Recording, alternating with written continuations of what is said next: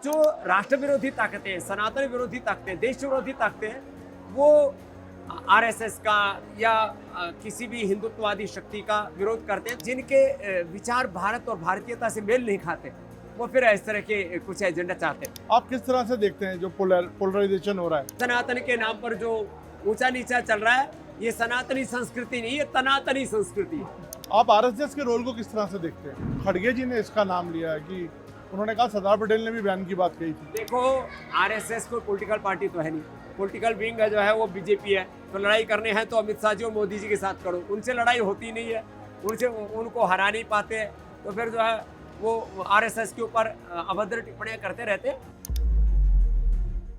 तो सर मैं आता हूँ आरएसएस पे। आरएसएस को लेके भी आजकल कल देखा हमने, कुछ लोगों ने कहा कि इसको बैन करना चाहिए। आप आरएसएस के रोल को किस तरह से देखते हैं? देखिए, आरएसएस आर्य समाज की तरह ही एक राष्ट्रवादी संगठन है, और उसमें भी डॉक्टर हेडगेवार जी से लेकर के श्रद्धेय गुरु जी गोलवलकर जी से लेकर के कितने महापुरुषों ने तपस्या की, और इस समय भी लाखों संघ के कार्यकर्ता हैं, वो देश के लिए काम करते हैं। इसलिए जो राष्ट्र विरोधी ताकतें, सनातन विरोधी ताकतें, देश विरोधी ताकतें हैं, वो आरएसएस का या किसी भी हिंदुत्ववादी शक्ति का विरोध करते हैं, तो उसके पीछे उनके निहित कुछ एजेंडे हैं, स्वार्थ है। नहीं, जैसे पॉलिटिकल पार्टी, जैसे कल तो खड़गे जी ने इसका नाम लिया है कि उन्होंने कहा, सरदार पटेल ने भी बैन की बात कही थी। देखो, आरएसएस कोई पॉलिटिकल पार्टी तो है नहीं, पॉलिटिकल विंग है जो है वो बीजेपी है। तो लड़ाई करने हैं तो अमित शाह जी और मोदी जी के साथ करो, उनसे लड़ाई होती नहीं है, उनको हरा नहीं पाते, तो फिर जो है वो आरएसएस के ऊपर अभद्र टिप्पणियां करते रहते हैं। आरएसएस को मैं पिछले 2-3 दशकों से बहुत करीब से देख रहा हूँ, बहुत अच्छे तपस्वी लोग हैं उसमें। और हाँ, ये अवश्य है कि जिनके विचार भारत और भारतीयता से मेल नहीं खाते, वो फिर इस तरह के कुछ एजेंडा चाहते रहते हैं। मैं सनातन पे आता हूँ सर, इसको लेके बहुत डिवीजन भी है। कुछ लोग मानते हैं और कुछ नेता तो इसको विरोध करते हैं। आप किस तरह से देखते हैं जो पोलराइजेशन हो रहा है?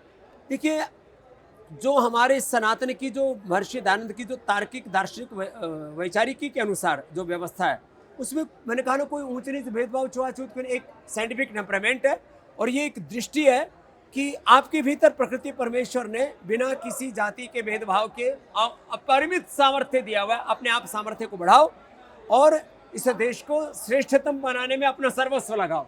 ये सनातन का मूल दर्शन। बाकी सनातन के नाम पर जो ऊंचा नीचा चल रहा है, ये सनातनी संस्कृति नहीं, ये तनातनी संस्कृति है।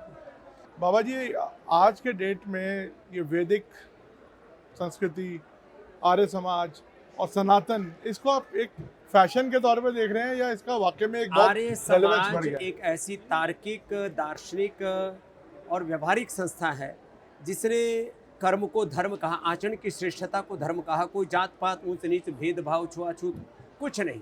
आज जो कुछ हम हैं, महर्षि दयानंद के उन विचारों का परिणाम है कि एक किसान का बेटा देश का, दुनिया का सबसे बड़ा योगी हो सकता है, संसार के लिए उपयोगी हो सकता है, और किसी भी प्रकार के ढोंग, आडंबर, पाखंड, अंधविश्वास के बिना आर्य समाज ने ऐसे ही व्यक्ति निर्माण किए।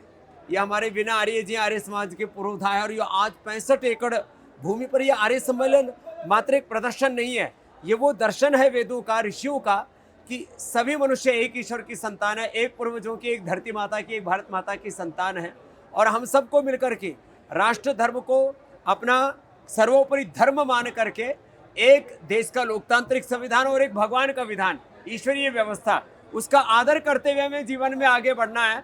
तो ये एक जीवन का मूल दर्शन देता है कि हम अपने मूल से, मूल वेदों से, अपने मूल प्रकृति से, मूल संस्कृति से, मूल स्वभाव से, अपने मूल स्वाभिमान से, निजता से जुड़ करके आगे बढ़ें।